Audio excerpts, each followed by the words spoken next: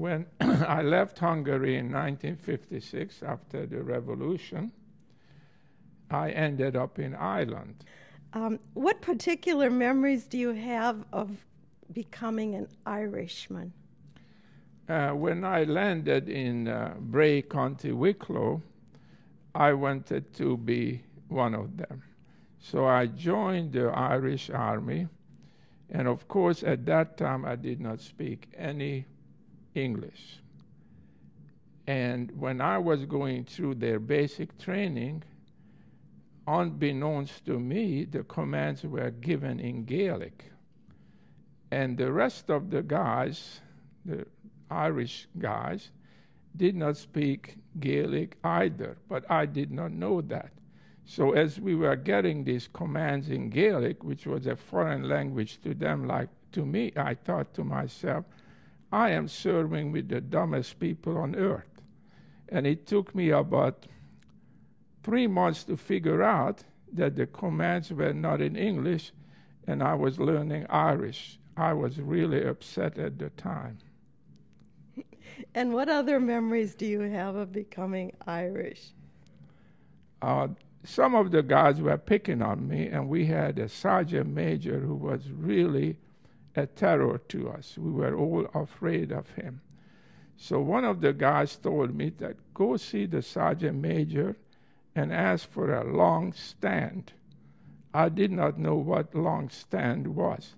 So I went up to the sergeant major, I saluted, and I said, I want a long stand. He looked at me, he pointed to a tree, he said, stand over there. So I went to the tree, and I stood there for about an hour or so. Then the sergeant major came back and he says, now you got your long stand. Then I figured out what the word long stand meant. Now, you just recently went back to your 50th class reunion in Hungary, and they noticed changes in you.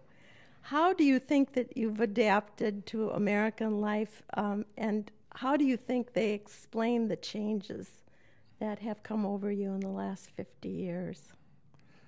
When I returned to my 50th class reunion in Budapest 2 weeks ago, there were 21 of us, and they asked me to speak to them. I stood up proudly and spoke to them in Hungarian. And after a while, they were befuddled, and they kept looking at me, and they said, you don't speak Hungarian, you speak broken Hungarian. And now I realize that I have an accent in English, and I have an accent in Hungarian. But one of my favorite stories when you came back from that reunion is the question you were most frequently asked in Hungary about why the Americans fly the flag more over here than Hungarians fly the flag in Hungary. I was surprised by that question, and I was surprised that in Budapest, you do not see the Hungarian flags on so many buildings or private homes like you do it in America. And my explanation was to them that Hungarians are very homogeneous people, and they don't need the unity of the flag, while Americans come from different nations, different cultures, different religious beliefs, different colors. So the unifying force is really the belief in the American flag. Now, we've been married for almost 40 years, and we met at George Washington University in Washington, D.C., in a speech class of all places. And you were the European continental I had always dreamed of. But no one ever warned me of the adaptations I'd have to make. For example, the first time we went to Hungary together, you told me I better dress up because all women there look like Zsa Zsa Gabor, which wasn't really true because I realized after I got there the Zsa Zsas were few and far between, although there were many wannabes and lookalikes. But living with a Hungarian is kind of like living in a Greek tragedy. It's dramatic. Hungarians fight amongst themselves, and they do have that paprika temperament. And there's a saying that says, if God knows everything, Hungarians know everything better. So I think you'll have to agree that I've had to adjust to a different culture. But I also had to adjust in other ways and support your many careers in law, economics, finance, and you became a CPA after law school. And I've had some monumental occasions in my life, and I think the one that's been my favorite is you were back in Hungary celebrating the 50th anniversary of the 1956 revolution. During the time you were gone, we got a White House invitation.